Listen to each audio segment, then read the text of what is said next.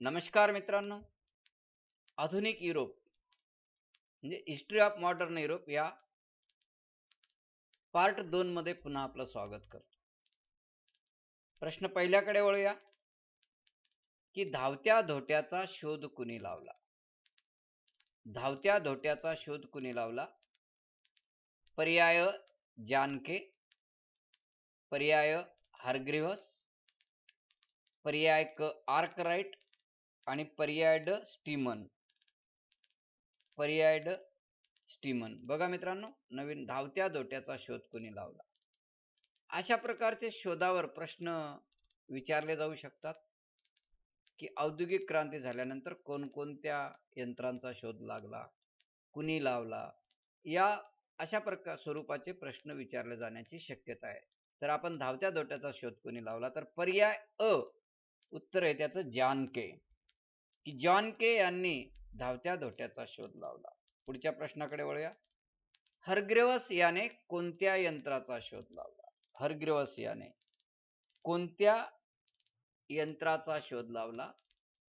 अ धावता धोटा, ब spinning jenny, क जेम्स, ड बाष्पशक्ती. हार्ग्रीव्हस याने कोणत्या यंत्राचा? तर पर्याय ब आहे मित्रांनो, की पर्याय ब आहे. हार्ग्रीव्हस आलं की स्पिनिंग जेनी, स्पिनिंग जेनी या यंत्राचा शोध लावला. स्पिनिंग जेनी या असाही उपप्रश्न तयार होऊ शकतो की स्पिनिंग जेनी या यंत्राचा शोध कुणी लावला? तर हार्ग्रीव्हस. पर्याय वेगवेगळे असतील तर हार्ग्रीव्हस यांनी स्पिनिंग जेनी या यंत्राचा शोध लावला. असं दुसऱ्या प्रकारचाही उपप्रश्न इथे निर्माण होऊ शकतो. पुढच्या प्रश्नाकडे वळूया. वॉटर फ्रेम हे यंत्र कोणी तयार केले? वॉटर फ्रेम हे यंत्र कोणी तयार केले? तर पर्याय आर्कराइट, ब राईट बंधू, क जेम्स आणि ड बटलर.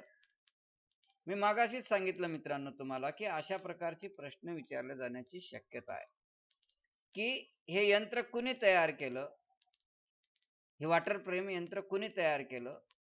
तर पर्याय अ त्याचं उत्तर आहे मित्रांनो, आर्कराइट. आर्कराइट यांनी वॉटर फ्रेम हे यंत्र तयार केलं होतं. पुढच्या प्रश्नाकडे वळूया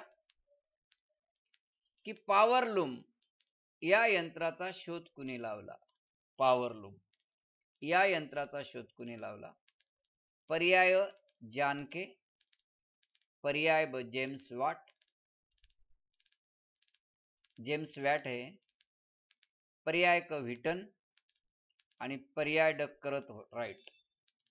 तर याचं योग्य उत्तर आहे मित्रांनो की करत राईट.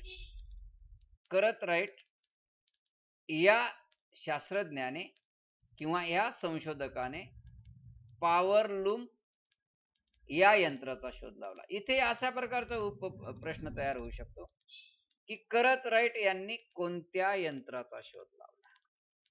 तर आपलं उत्तर असेल पॉवरलूम. म्हणजे प्रश्न असाही निर्माण होऊ शकतो किंवा तयार होतो की करत राईट यांनी कोणत्या यंत्राचा शोध लावला? तर पॉवरलूम या यंत्राचा शोध लावला. पुढच्या प्रश्नाकडे वळूया. औद्योगिक क्रांतीचे राजकीय परिणाम सांगा. हे परिणाम मी मुद्दाम सगळे लिहिले आहेत. याच्यातले कोणते परिणाम? आपण योग्य पर्याय वाचायचा. अ बाजारपेठेची गरज निर्माण झाली, ब युरोपियन देशात वसाहत आणि साम्राज्यवाद स्पर्धा निर्माण झाली, क लष्करवाढ मोठ्या प्रमाणात झाली, ड पहिले जागतिक महायुद्ध घडून आले आणि ई वरील सर्व. मित्रांनो, औद्योगिक क्रांतीने साम्राज्यवादाला जन्म घातला आणि वसाहती स्पर्धा निर्माण झाली. वसाहती मिळवल्या, मग बाजारपेठेची गरज भासू लागली, कारण कच्चा माल मिळवण्यासाठी आणि पक्का माल निर्माण झालेला विकण्यासाठी वसाहतीची आणि बाजारपेठेची गरज भासू लागली. आणि अशा रीतीने पर्याय ई आहे मित्रांनो की वरील पैकी सर्व. वरील पैकी सर्व. आणि ह्या साम्राज्यवादातूनच वसाहती मिळवण्याच्या स्पर्धेतूनच पहिलं जागतिक महायुद्ध घडलं आणि प्रत्येक राष्ट्राला वसाहती मिळवण्यासाठी प्रयत्न केला आणि म्हणून लष्कर भरती मोठ्या प्रमाणात वाढवली. लष्कर मोठ्या प्रमाणात वाढवलं. हे सगळे परिणाम औद्योगिक क्रांतीचे झालेले दिसून येतात. म्हणून पर्यायी हे उत्तर वरील पैकी सर्व. पुढच्या प्रश्नाकडे वळूया. औद्योगिक क्रांतीनंतर इंग्लंडमध्ये कोणते दोन वर्ग निर्माण झाले? व्हेरी इम्पॉर्टंट, की समाज व्यवस्थेमध्ये बदल झाला मित्रांनो औद्योगिक क्रांतीने. तर कोणते दोन वर्ग निर्माण झाले? पर्याय सरंजामदार आणि भांडवलदारांचा एक वर्ग, पर्याय ब भांडवलदार आणि कामगारांचा एक वर्ग निर्माण झाला, भांडवलदार आणि राजकीय नेत्यांचा वर्ग, पर्याय ड भांडवलदार आणि सर्वसामान्यांचा. आणि म्हणून इथे पर्याय ब मित्रांनो, की भांडवलदार आणि कामगार हे दोन वर्ग निर्माण झाले कारण औद्योगिक क्रांतीने सरंजामशाही व्यवस्था लोप पावली.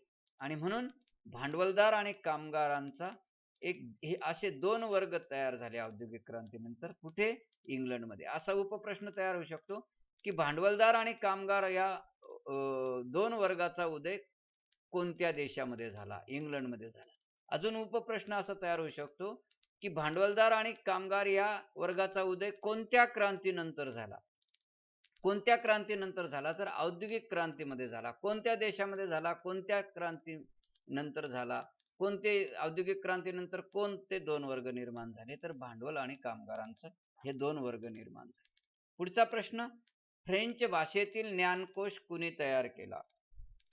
फ्रेंच भाषेतील ज्ञानकोश कुणी संपादित केला? मी चुकीचं बोललो, पुन्हा वाचतो. फ्रेंच भाषेतील ज्ञानकोश कुणी संपादित केला? पर्याय तुर्गो, पर्याय ब व्हॉल्टेयर, पर्याय क डिड्रो आणि पर्याय ड कॅने. तर याचं योग्य उत्तर आहे मित्रांनो की डिड्रो. हे देखील फ्रेंच राज्यक्रांतीमध्ये यांनी जागृती करण्याचं काम केलं होतं आणि म्हणून डिड्रो यांनी फ्रेंच भाषेतील ज्ञानकोश संपादित केलेलं आहे. पुढच्या प्रश्नाकडे वळूया की तुर्गो याने आदर्श राज्य घटना कशा प्रकारची असावी या विषयीचे आपले विचार पुढीलपैकी कोणत्या ग्रंथात मांडलेले आहेत? पुढीलपैकी कोणत्या ग्रंथात मांडलेले? अ कन्सेप्ट ऑफ द कॉन्स्टिट्यूशन, ब सोशियल कॉन्ट्रॅक्ट, क theory of separation of the power आणि ड spirit of the lodge.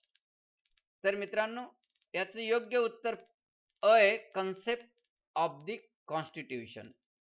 Concept of this constitution म्हणजे तुर्गो याने आदर्श राज्य घटना कशा प्रकारची असावी तशा प्रकारचे विचार ह्या कन्सेप्ट ऑफ द कॉन्स्टिट्यूशन या ग्रंथामध्ये मांडलेले आहे. पुढच्या प्रश्नाकडे वळूया. इंग्लंडमध्ये प्रौढ मताधिकारास केव्हा मान्यता मिळाली? इंग्लंडमध्ये प्रौढ मताधिकारास पर्याय 1911, पर्याय ब 1918, पर्याय क 1911 आणि पर्याय ड 1830. तर योग्य उत्तर आहे मित्रांनो की पर्याय ब 1918. प्रौढ मताधिकारास केव्हा मान्यता मिळाली? तर पर्याय ब 1918 मध्ये इंग्लंडमध्ये प्रौढ मताधिकारास मान्यता मिळाली.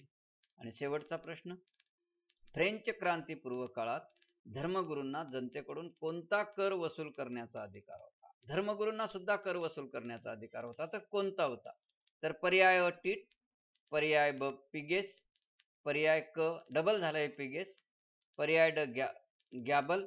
तर योग्य उत्तर अ टीथ आहे मित्रांनो की टीट. एक उपप्रश्न असाही तयार होऊ शकतो की टीथ हा कर फ्रान्समधील जनतेकडून कोणाचा वसूल करण्याचा अधिकार होता किंवा कोण वसूल करत होता. आणि अशा रीतीने मित्रांनो हा व्हिडिओ आपणास कसा वाटला? प्रतिक्रिया नक्की नोंदवा. तुमच्या प्रतिक्रिया म्हणजे माझे प्रेरणा राहील आणि मला जर याच्यात काही उणिवा असतील तर त्या उणिवा भरून काढता येईल आणि जर चांगलं असेल तर मला याच्यातून प्रेरणा मिळेल आणि पुढचे व्हिडिओ बनवण्यासाठी प्रयत्न करेल. धन्यवाद. इथे थांबतो.